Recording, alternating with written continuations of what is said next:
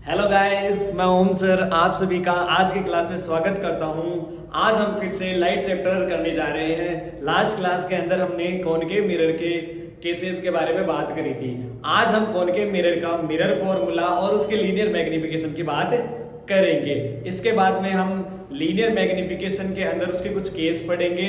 उन केस के अकॉर्डिंग हम ये बात करेंगे कि जब लीनियर मैग्निफिकेशन 1 के बराबर होता है तब कैसा नेचर रहेगा, 1 से ग्रेटर रहेगा तब कैसा नेचर रहेगा, और 1 से कम रहेगा तब कैसा नेचर रहेगा। तो आज का जो पहला टॉपिक हमारा रहेगा वो कॉनकेव मिरर के लिए मिरर फॉर्मूला रहेगा। देखो आज का जो हमारा टॉपिक है वो किस पर डिपेंड है, मिरर फॉर्मूला पर। मिरर फॉर्मूला, ठीक है। 10th क्लास के अंदर मिरर फॉर्मूला डायरेक्टली बताया जाता है, इसकी कोई डेरिवेशन की रिक्वायर्ड नहीं होती। फर्दर क्लासेस के अंदर हम इस डेरिवेशन के बारे में बात करेंगे, ठीक है। मिरर फॉर्मूले के लिए हम बात कर रहे हैं, देखो 1/v प्लस में 1/u is equals to 1/f। 1/v plus में 1/u is equals to 1/f। ये जो फॉर्मूला है ये कौन सा फॉर्मूला है? Mirror formula. कॉनकेव और कॉन्वेक्स मिरर के लिए दोनों के लिए एप्लीकेबल है। तो अभी के लिए हम किसके लिए पढ़ रहे हैं? कॉनकेव मिरर के लिए। तो यहां पर हम बात कर ले तो हियर v इक्वल्स टू क्या रहेगा? Object. v equals to image distance.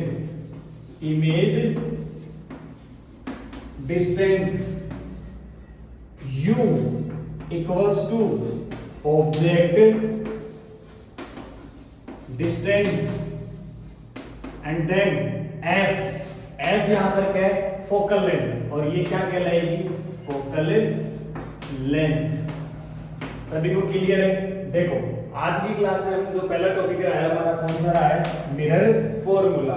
Mirror formula क्या होता है? 1/v प्लस में 1/u is equals to 1/f। यहाँ पर जो v है वो किसको बता रहा होगा? इमेज डिस्टेंस को। u किसको बता रहा होगा? ऑब्जेक्ट डिस्टेंस को। एंड देन f किसको बता रहा होगा? फोकल लेंथ को। ठीक है। अब अपन बात करेंगे कॉनकेव मिरर के लिए। तो देखो कॉनकेव मिरर के लिए हमें सबसे पहले इसका साइन कन्वेंशन आना जरूरी है। कॉनकेव मिरर के लिए हमें क्या आना जरूरी है? Sign convention. देखो sign convention for concave mirror. Concave mirror के लिए अपन किसकी बात करेंगे? साइन कन्वेंशन की। ठीक है। कॉनकेव मिरर के लिए अपन किसकी बात करेंगे? साइन कन्वेंशन की। तो देखो अपन साइन कन्वेंशन के लिए पहले अपन क्या बना लेते हैं? Concave mirror. मेरे पास एक ही क्या है? Concave mirror. और ये हमने क्या करा दिया? इसके पॉलिश्ड। कॉनकेव मिरर में away from the centre of curvature क्या रहता है? पॉलिश्ड। और towards the centre of curvature क्या होता है? Reflecting surface. और इस पर ये अपने क्या बना दिया? Principle of axis. ये क्या है? Principle of axis. और इस पर ये क्या रहेगा? Centre of curvature, focus, then after pole. Clear है? ठीक है। तो ये कैसा सरफेस रहा है? Reflecting surface. और ये कैसा सरफेस रहा है? Polished surface. According to new Cartesian system हम ये यहाँ पर क्या बना रहे हैं? एक्सिस बना रहे हैं इस तरीके से। ठीक है। ये हमने इस तरह एक लाइन ड्रॉ कर दी। ठीक है। तो अब न्यू कार्टेशियन सिस्टम के अकॉर्डिंग हम साइन कन्वेंशन की बात करेंगे। कैसे कि इधर की साइड जो भी वैल्यूज होगी, इस तरफ की साइड, वो किस चीज को दिखाएगी? नेगेटिव बिहेवियर को। किसको दिखाएगी? नेगेटिव को। इस साइड जो वैल्यूज रहेगी वो किसको दिखाएगी? पॉजिटिव वैल्यूज को। ठीक है। Positive values. ठीक।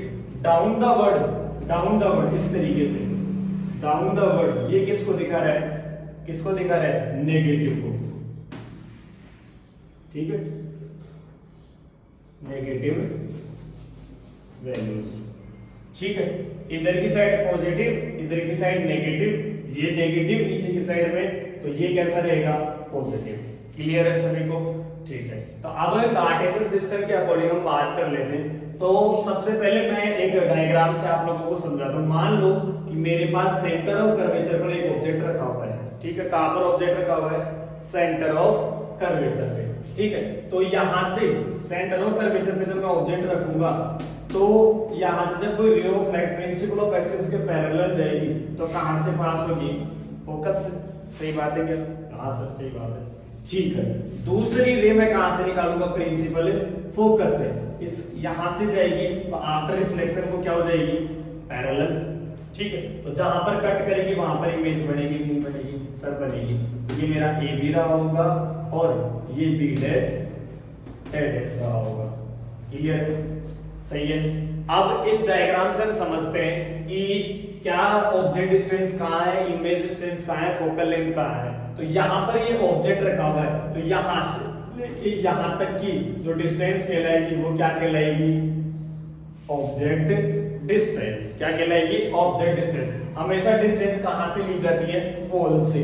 पोल से जहां पर ऑब्जेक्ट रखा हो, जहां पर इमेज हो, वहां तक की डिस्टेंस ली जाएगी। तो u, ये u क्या कहलाएगा? यहां पर मैं नोट करता चाहता हूं, u क्या कहला रहा है यहां पर? Object distance. क्या कहला रहा है? Object distance. और देखो इधर की साइड अगर कोई ऑब्जेक्ट रखा हुआ है तो वो कैसा टर्म रहेगा? Negative term. कैसा रहेगा? नेगेटिव। तो नेगेटिव वैल्यू रहेगी। तो यहां पर जो ऑब्जेक्ट डिस्टेंस रहेगी वो ऑलवेज कैसी रहेगी? नेगेटिव। क्लियर है कार्टेशियन सिस्टम से? दूसरा, यहां से यहां पर इमेज बनी है तो मैं कह सकता हूं कि यहां से इस तक ये क्या रेंज होगी? Image distance. और देखो इमेज भी इस मिरर के इधर की साइड रखी हुई है, ठीक है। इधर की साइड रखी हुई है, इधर की साइड की जो भी वैल्यू होती है वो कैसी होती है? नेगेटिव वैल्यूज, ठीक है। एक्स एक्सिस के साइड पे रखी हुई है तो वो सारी कैसी रहेगी? Negative values. तो मैं यहां पर जो इमेज डिस्टेंस होगी, जो इमेज डिस्टेंस होगी वो क्या रहेगी? Image distance. इमेज डिस्टेंस यहां पर कैसी रहेगी? नेगेटिव। इमेज डिस्टेंस कैसी रहेगी? नेगेटिव। आया क्या समझ में? ठीक है। इसके बाद हम फर्दर आगे बात करते हैं। तो देखो यहां से फोकस से पोल तक की बीच की डिस्टेंस क्या कहलाती है? Focal length. क्या कहलाती है? Focal length. तो यहां पर f क्या है? Focal length. Focal length. Clear है सभी को? ये क्या है? Focal length. और फोकल लेंथ भी मिरर के इस साइड बनी हुई towards the centre of curvature. तो यहां पर फोकल लेंथ भी क्या रहेगी? हमेशा नेगेटिव। क्लियर है? इसके बाद में हम बात करते हैं हाइट ऑफ इमेज या हाइट ऑफ ऑब्जेक्ट। हम किसकी बात करेंगे?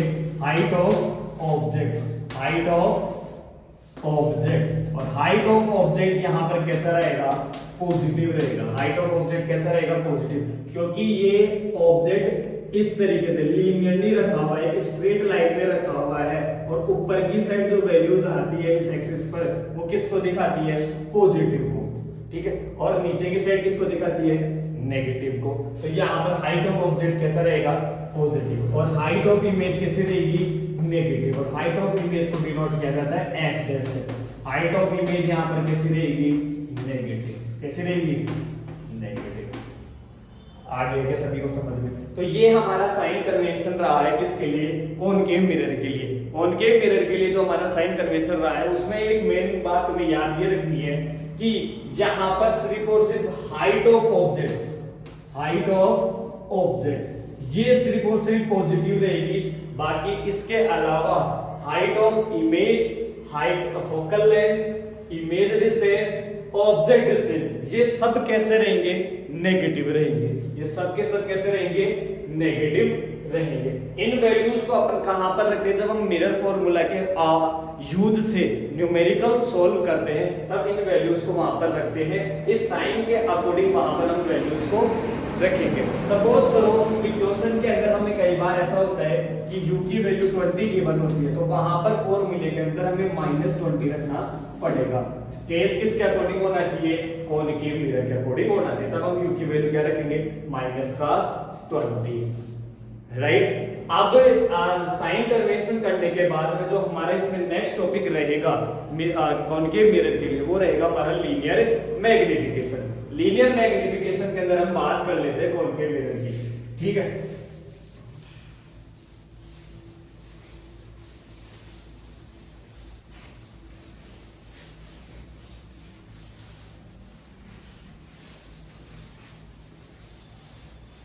नेक्स्ट टॉपिक क्या रहेगा हमारा, linear magnification for concave mirror. Concave mirror के लिए लीनियर मैग्निफिकेशन। पहले हमें ये पता होना चाहिए कि लीनियर मैग्निफिकेशन का मतलब क्या होता है।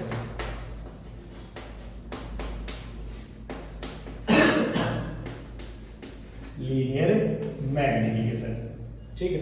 यहां पर एक वर्ड है मैग्निफिकेशन। मैग्निफिकेशन वर्ड का मतलब होता है कि किसी भी ऑब्जेक्ट को विजुअलाइज करके देखना, जूम करके देखना, या ऐसे बोल सकते हो कि ऑब्जेक्ट की काफी बड़ी इमेज, ए लार्ज इमेज, छोटे से ऑब्जेक्ट की बड़ी इमेज, वो किस चीज को बताती है, मैग्निफिकेशन को या मैग्निफाइड को, ठीक है। यहाँ पर लीनियर वर्ड इस चीज को बता रहा है कि मान के चलो कि मैं जब कॉनकेव मिरर के सामने कोई इस तरीके से ऑब्जेक्ट रखता हूँ, मान लो कि मेरा ये कोई COD नाम से एक ऑब्जेक्ट है, ठीक है। इस ऑब्जेक्ट को जब मैं किसी कॉनकेव मिरर के सामने रखूंगा, ठीक है, कॉनकेव मिरर के सामने रखूंगा, तो जो इसकी बनने वाली जो इमेज रहेगी, वो इस तरीके से बनेगी, C dash D dash C dash, right. इसमें बात क्या समझ में आई, इसमें हमें ये बात समझ में आई कि जो ऑब्जेक्ट था वो लीनियरली इस तरीके से बढ़ा है, ठीक है। हमने इसके अंदर 6 केस पढ़े थे। इन 6 केस के अंदर हमने ये बात करी थी कि सबसे पहले जो ऑब्जेक्ट रहेगा वो उस ऑब्जेक्ट की हाइट इतनी रहेगी, या फिर इतनी रहेगी, फिर इतना हो जाएगा, या इतना हो जाएगा। इमेज कोई टाइम पे इतनी बनेगी, कोई कंडीशन पे इतनी बनेगी, किसी कंडीशन पे इतनी बनेगी, किसी कंडीशन पे इतनी बनेगी, ठीक है। बट रहेगा एक स्ट्रेट लाइन के अंदर ही। तो यहाँ पर जो स्ट्रेट लाइन है वो किसको बता रही है, लीनियरली, ठीक है। किसको बता रही है, लीनियर मैग्निफिकेशन को, ठीक है। तो अब हम कॉनकेव मिरर के लिए लीनियर मैग्निफिकेशन की बात कर लेते हैं, ठीक है। कॉनकेव के लिए बात करते हैं तो देखो लीनियर मैग्निफिकेशन क्या कहता है कि it is defined as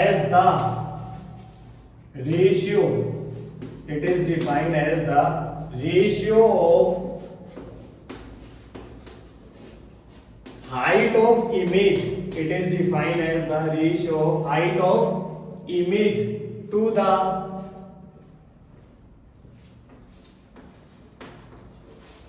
height of object. It is defined as the ratio of height of image to the height of object, ठीक है। Linear magnification second point, it is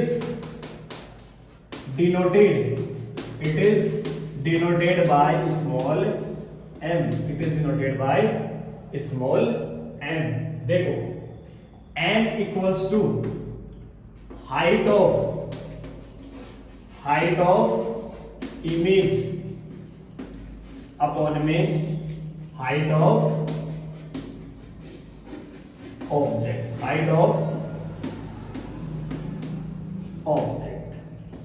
ये हमारे पास किसका फॉर्मूला आ गया, लीनियर मैग्निफिकेशन का। या इसी का ही हम दूसरे फॉर्मूले की बात करें तो इस तरीके से भी लिख सकते हो, m is equals to h dash upon h। इससे मैं क्या निकाल सकता हूं, लीनियर मैग्निफिकेशन। क्या निकाल सकता हूं, लीनियर मैग्निफिकेशन। क्लियर है सभी को, ठीक है। इसका जो नेक्स्ट फॉर्मूला रहेगा वो ये भी रह सकता है कि m is equals to h dash upon h equals to minus का v अपॉन में u, माइनस का v अपॉन में u। एक फॉर्मूला ये भी बन सकता है। यहाँ पर h dash किसको बता रहा होगा, हाइट ऑफ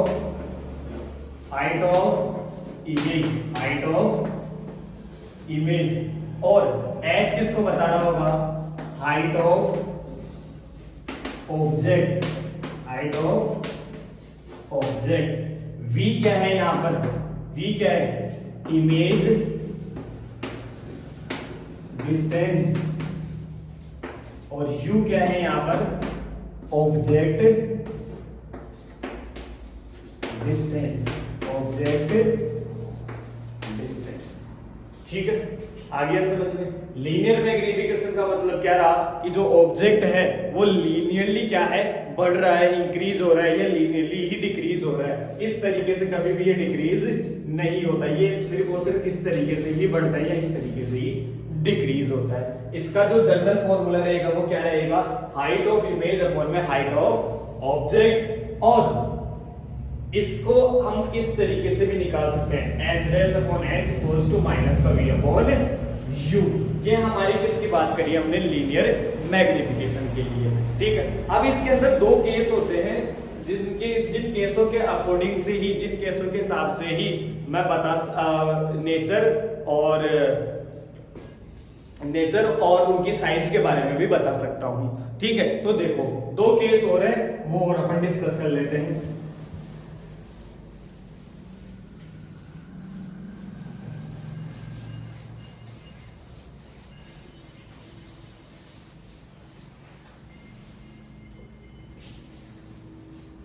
देखो ये दो केस और अपन डिस्कस कर लेते हैं आज, ठीक है। केस फर्स्ट हम नेचर के हिसाब से बात करेंगे इसके अंदर, ठीक है। देखो अगर m की वैल्यू, लीनियर मैग्निफिकेशन की वैल्यू क्या आती है, पॉजिटिव आती है। क्या आती है, पॉजिटिव। लीनियर मैग्निफिकेशन की वैल्यू अगर पॉजिटिव आती है तो तुम्हारा जो नेचर रहेगा, हमारा जो नेचर रहेगा इमेज का, ठीक है, वो हमेशा कैसा रहेगा, वर्चुअल एंड इरेक्ट। मैग्निफिकेशन की वैल्यू क्या आती है, पॉजिटिव, तो वहां पर नेचर कैसा रहेगा, वर्चुअल एंड इरेक्ट। दूसरी बात, अगर मैग्निफिकेशन की वैल्यू नेगेटिव आती है, क्या आती है, नेगेटिव, तो वहां पर जो नेचर रहेगा वो कैसा रहेगा, रियल एंड इन्वर्टेड। आया गया, ठीक है। यहाँ पर जो नेचर रहेगा वो कैसा रहेगा, रियल एंड इन्वर्टेड। कब, जब मैग्निफिकेशन की वैल्यू नेगेटिव आएगी, जब मैग्निफिकेशन की वैल्यू पॉजिटिव आएगी तो वहां पर नेचर कैसा रहेगा, वर्चुअल एंड इरेक्ट। क्लियर है सभी को। केस सेकंड की बात करें लीनियर मैग्निफिकेशन में, तो केस सेकंड यहाँ पर रहता है साइज के लिए। किसके लिए, साइज के लिए। केस सेकंड यहाँ पर किसके लिए रहेगा, साइज के लिए। देखो फर्स्ट, अगर मैग्निफिकेशन 1 से ज्यादा है, क्या है, मैग्निफिकेशन की वैल्यू 1 से ज्यादा है, तो यहां पर जो साइज ऑफ इमेज है, size of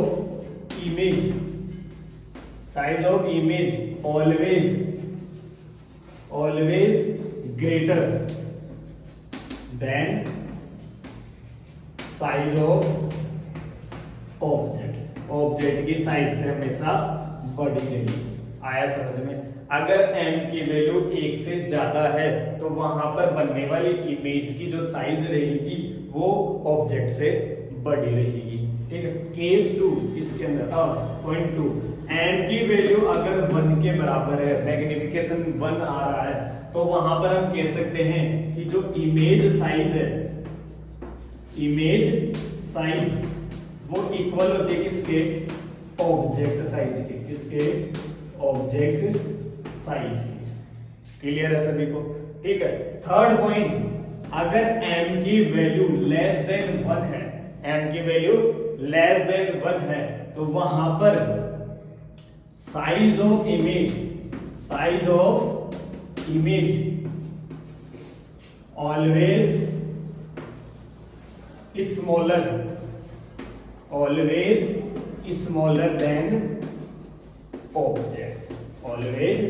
smaller than object, ठीक है। तो आज की क्लास में हमने जो कॉनकेव मिरर है उसका मिरर फॉर्मूले की बात करी।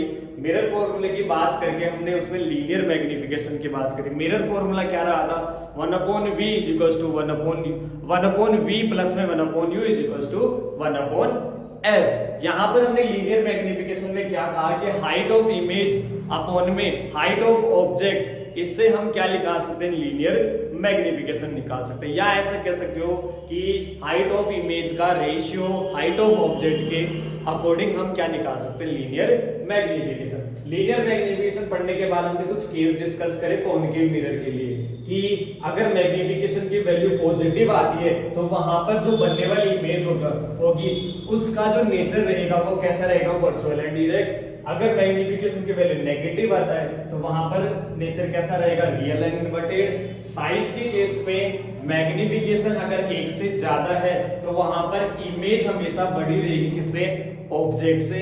मैग्निफिकेशन 1 के बराबर है तो वहां पर इमेज की साइज ऑब्जेक्ट की साइज से बराबर रहेगी। और अगर मैग्निफिकेशन 1 से छोटा है, ठीक है, तो वहां पर जो बनने वाली इमेज रहेगी वो ऑब्जेक्ट से हमेशा क्या रहेगी, छोटी रहेगी।